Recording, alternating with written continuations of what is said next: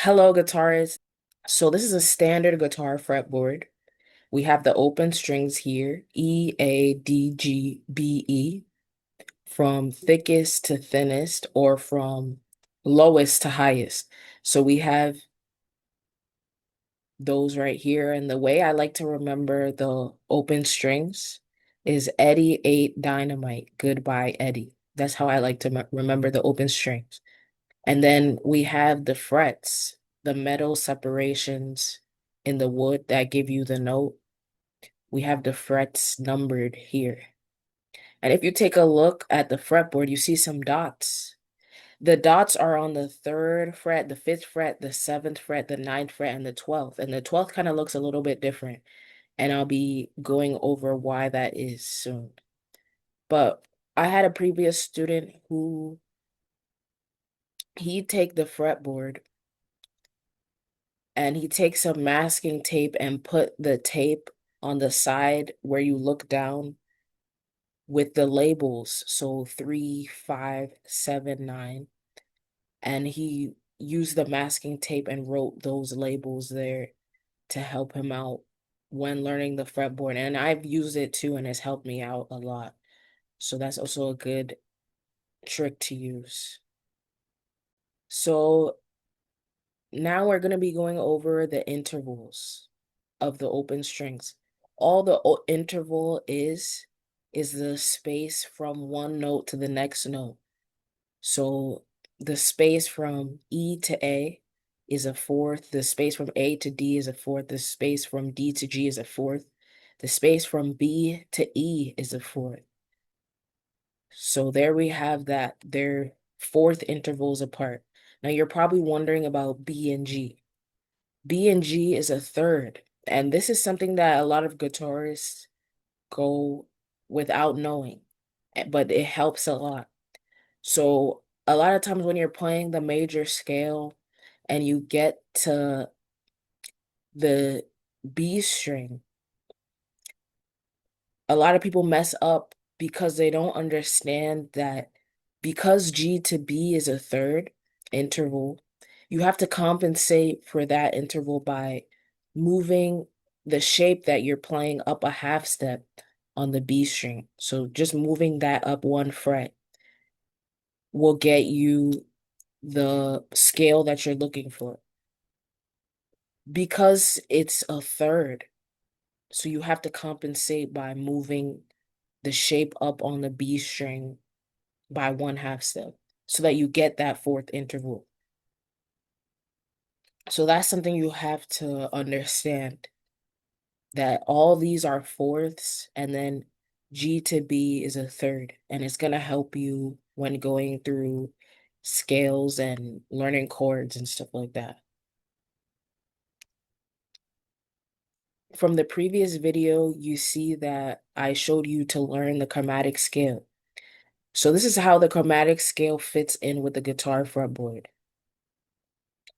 So if we start the chromatic scale at E, where we have the open string, the first fret is F, the second fret is F sharp or G flat, and so on, we're gonna get open E, or we're gonna get E, the note E at the 12th fret, just like how we started. So if you were to lay out the chromatic scale starting from the open string note, you'd get A here. Like if we were doing it with the A string, you'd get A right here on the 12th fret. You'd get D on the 12th fret. You get G on the 12th fret. You'd get B on the 12th fret. You get high E on the 12th fret. And that's one thing to keep in mind. You have all the open strings on the 12th fret.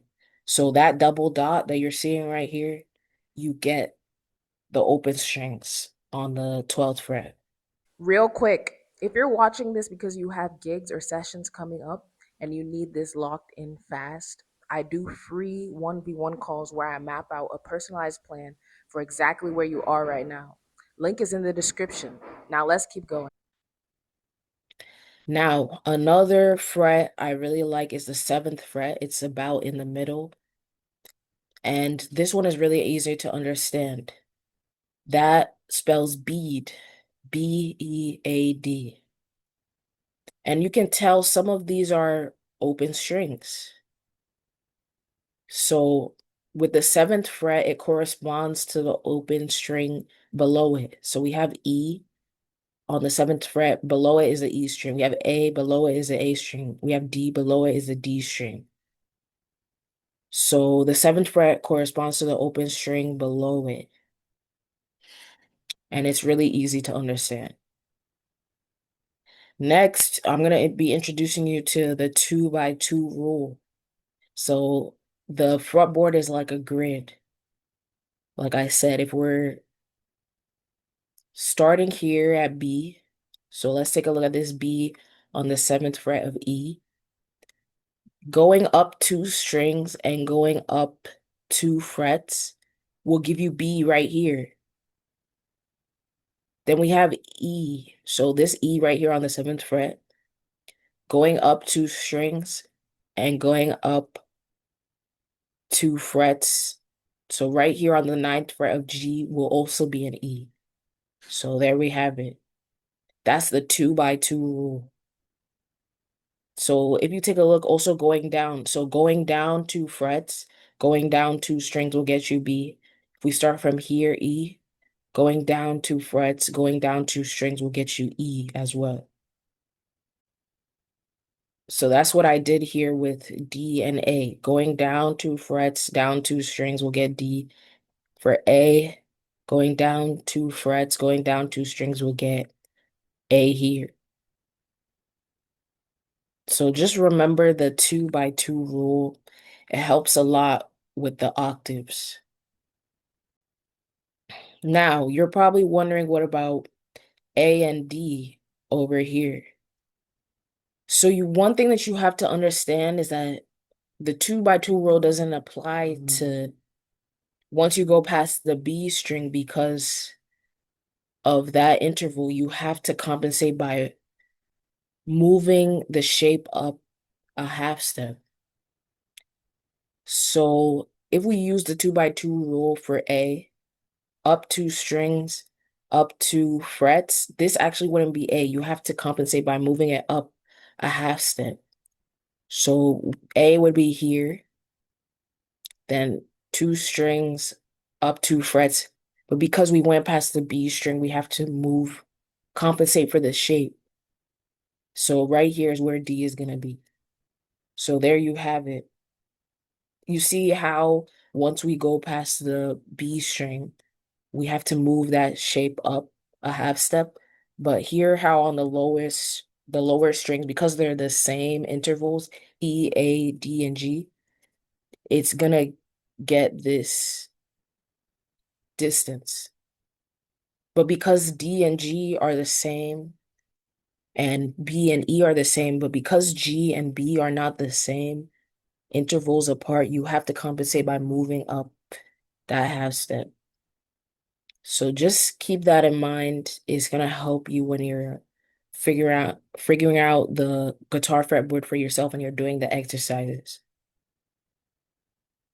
Now, next we have the fifth fret. So we can go through and do the fifth fret right here. Just like how the seventh fret corresponds to the open string below it, the fifth fret corresponds to the open string above it.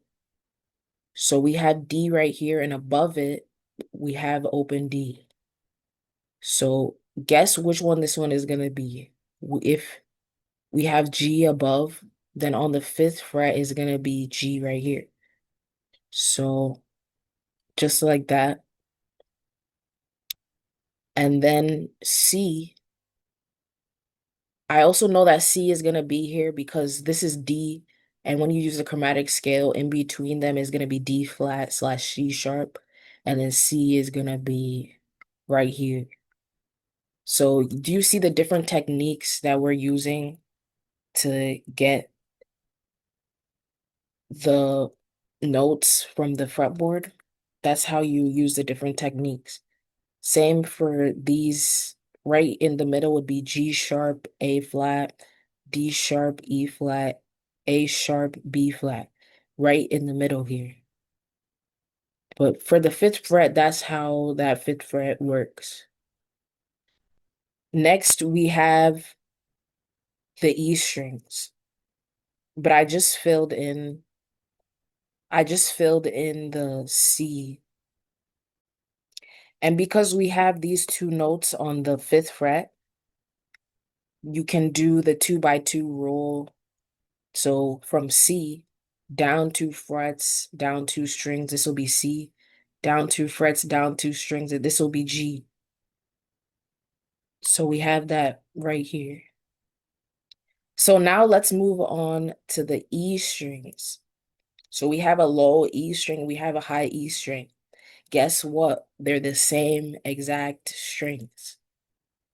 So what goes on the low E string is on the high E string. So I just filled in G, A, B right there. And then we have a D on the high E as well. Notice how they're the exact same because they're the exact same open string. So everything that goes on the low E string will go on the high E string. Before I wrap this up, if you've been nodding along to this and thinking, I need a structured way to actually implement this, that's exactly what the free call is for. It's a session where we look at where you are on the neck right now, what's holding you back, and I can give you a clear progression path to move forward. Working guitars only, link in the description. Now the B string kind of looks naked. Let's do the B string. So a good way to do the B string is these intervals, B to E. So I'm gonna take a look at another G with a fourth interval, and I'm gonna look at what is behind that G so that we have the D. So a D would go here. For an A, we have an A here, an E would go here. Then for B, you can't do the same thing like how I did with the other ones. Why? Because of the third interval here. So you can't just say, oh, B and then G is going to be right here. That's not right. So you can either do one of two things. You can look at this A right here. You can count down chromatically. So that would be A flat, then G flat would be here. So G flat would be right here. And notice that how that corresponds. We just pushed the shape up a half step because of the B string. So G flat is right here. And G flat is also known as F sharp. So F sharp would be right here. And you can just count up chromatically just to check your work. So after F sharp, G, G sharp, A. Just like that. Now, from this point, you can fill in the rest with the chromatic scale or the other tools that I've given you. And take a look at the resources down below where you can fill these out for yourself. So I'll be going over that. So that's the system. You now have a framework to learn the fretboard, progress it, and actually use it in real live playing situations, scales, songs, live performance.